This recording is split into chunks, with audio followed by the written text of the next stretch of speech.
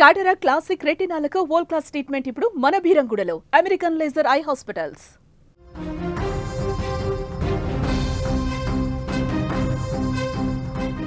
దుబాయ్లో ఎప్పుడూ లేనంత ఎప్పుడూ కనిపించనంత అలజడి కనిపిస్తుంది. ఇండియా పాకిస్తాన్ మ్యాచ్లో ఎవరు గెలుస్తారనే ఉత్కంఠ భారీగా దుబాయ్ స్టేడియం ముందు చాలా స్పష్టంగా తెలుస్తోంది. ఎందుకంటే గత 2 మ్యాచ్లో గ్రూప్ స్టేజ్లో జరిగిన మ్యాచ్కి అట్లాగే సూపర్ 4లో జరిగిన మ్యాచ్లో ప్రేక్షకులు ఎవ్వరూ దుబాయ్ స్టేడియం వైపు వెళ్ళలేదు.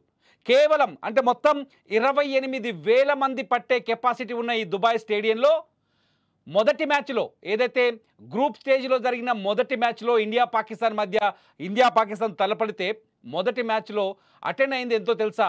20,000 లోపే. అంటే దాదాపు 8,000 సీట్లు ఖాళీగా ఉన్నాయి. ఇది ఇండియా పాకిస్తాన్ క్రికెట్ చరిత్రలో అత్యంత రికార్డు చేయదగిన ఒక సంఘటన. ఎందుకంటే ఇండియా పాకిస్తాన్తో ఆడుతుంది అంటే, పాకిస్తాన్ ఇండియాతో ఆడుతుందంటే కేవలం భారతీయులు పాకిస్తానీలు మాత్రమే మ్యాచ్ చూడరు.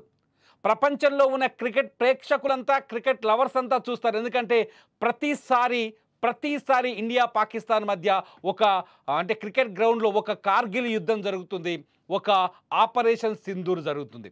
ఎందుకంటే పాకిస్తాన్ వేసే బంతిని బాంబులాగే చూస్తుంది ఇండియా. ఆ బంతిని S-400 మాదిరిగానే తిప్పి కొడుతుంది ఇండియా. ప్రతిసారి మ్యాచ్లో భారత్దే పైచేయి కనిపిస్తూ వస్తోంది. తాజాగా జరిగిన మ్యాచ్లో కూడా. సో ఇవాళ ఎవరు విజేతగా నిలుస్తారనే ఎమోషన్ స్పష్టంగా దుబాయ్ స్టేడియంలో కనబడబోతోంది. ఎందుకంటే మొదటి మ్యాచ్ జరిగినప్పుడు గ్రూప్ స్టేజ్లో జరిగిన మ్యాచ్లో భారత్లో ఒక చర్చ జరిగింది. పాకిస్తాన్తో ఎట్టి పరిస్థితుల్లో క్రికెట్ ఆడకూడదని, బాయ్కాట్ పాకిస్తాన్ అంటూ ఒక ప్రచారం జరిగింది. ఈ బాయ్కాట్ పాకిస్తాన్ నేపథ్యంలో ఏం జరిగిందంటే అసలు మ్యాచ్ ఆడొద్దంటూ ప్రతి ఒక్కరూ భారత క్రికెట్ పైన, BCCI పైన ఒత్తిడి చేసే ప్రయత్నం చేశారు. అసలు ఏషియా కప్లో పాకిస్తాన్తో మ్యాచ్ని అవాయిడ్ చేయండి అని కూడా క్రికెటర్లను ట్రోల్ చేశారు భారతదేశంలో. ఈ నేపథ్యంలో ఆ రోజు గ్రూప్ లెవెల్లో ఆడిన మ్యాచ్లో మన హీరో సూర్యకుమార్ యాదవ్, మన భారత వీరుడు సూర్యకుమార్ యాదవ్ ఒక కీలకమైన నిర్ణయం తీసుకున్నాడు. ఆ నిర్ణయం ఏంటంటే పాకిస్తాన్ టీంతో కరచలనం చేయకూడదని. టాస్ వేసిన దశలో కావచ్చు, ఆ తర్వాత మ్యాచ్ ముగిసిన దశలో కావచ్చు, పాకిస్తాన్ ప్లేయర్లతో షేక్ హ్యాండ్ ఇవ్వలేదు, కరచలనం చేయలేదు. అలా ఇవ్వకపోవడంతో ఒక్కసారిగా ఇండియన్ ఫ్యాన్స్ హ్యాపీగా ఫీల్ అయ్యాడు. తగిన బుద్ధి చెప్పాడు పాకిస్తాన్ టీంకి సూర్యకుమార్ యాదవ్ అని. కట్ చేస్తే సెకండ్ మ్యాచ్లో కూడా ఇదే జరిగింది. సూపర్ 4 సమయంలో కూడా సూర్యకుమార్ యాదవ్ షేక్ హ్యాండ్ ఇవ్వలేదు. దీంతో ఆ తర్వాత ICC వరకు వెళ్ళింది ఫిర్యాదులని. ఈ మ్యాచ్ కూడా సూర్యకుమార్ యాదవ్ షేక్ హ్యాండ్ ఇవ్వకపోవడం, తర్వాత వివాదాలని పక్కన పెడితే సూర్యకుమార్ యాదవ్ నేను కట్టుబడే ఉన్నాననే మెసేజ్ని భారతదేశ ప్రేక్షకులకు ఇచ్చాడు. దీంతో ఈసారి ఈ ఎఫెక్ట్తో ఒక్కసారిగా ఎమోషన్స్ రైజ్ అయ్యాయి.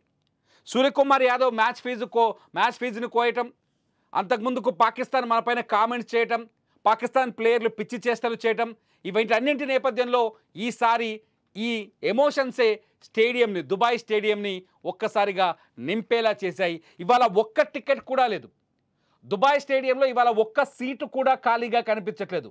ఇప్పటికే టికెట్లన్నీ అమ్ముడిపోయాయి. ప్రేక్షకులు స్టేడియంలో వచ్చి కూర్చోవడం మొదలైంది.